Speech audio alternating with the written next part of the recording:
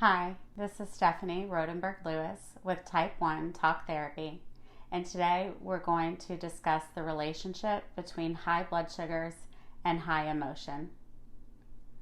High blood sugars are hard for everyone. For the person living with Type 1D, they may feel lethargic, irritable, and may experience headaches, excessive thirst and urination, and an overall feeling of exhaustion. For the caregiver, they may feel frustrated, out of control, and be on the receiving end of an irritable child or teen. So what's the best way to navigate these high blood sugars without a rupture to the relationship? First, we must examine the biology behind a high blood sugar. When sugar cannot enter your cells, it accumulates in your bloodstream. Higher glucose levels are linked to the parts of the brain that affect memory, thinking, and learning.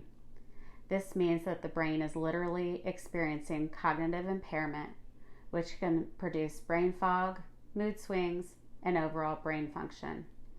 In addition, too much glucose in the blood can increase serotonin and neurotransmitters in the brain.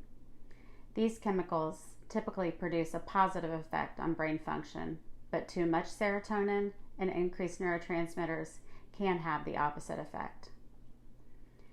So, let's pair what's happening in the brain with what's happening in the body. You may have an individual who's experiencing mood swings and cognitive impairment, trying to navigate physical symptoms of irritability and exhaustion. This triggers a threat response. This threat response actually works against the already taxed brain as the thinking brain goes further offline.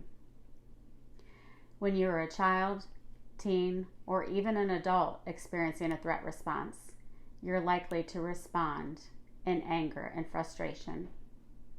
Anger is often a result of a perceived threat. It can also look like frustration. Here are some ideas for the person living with type 1 diabetes as well as the caregiver. First, arm yourself with knowledge on the effects of high blood sugar and emotions. Children do not want to stay stuck in their yucky emotions. There's often internalized remorse or shame, particularly from a child, after their blood sugar is back in range. They may not understand why they feel what they feel or say what they said, but they know they don't like feeling that way. Helping children understand the way high blood sugars affect their brain can help reduce stigma and shame. Next, understand that it's not personal.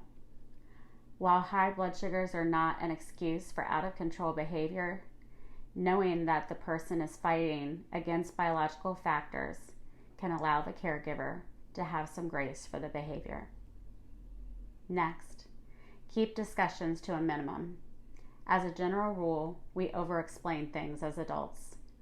Children typically only hear about the first 10 words of what we say when they're regulated.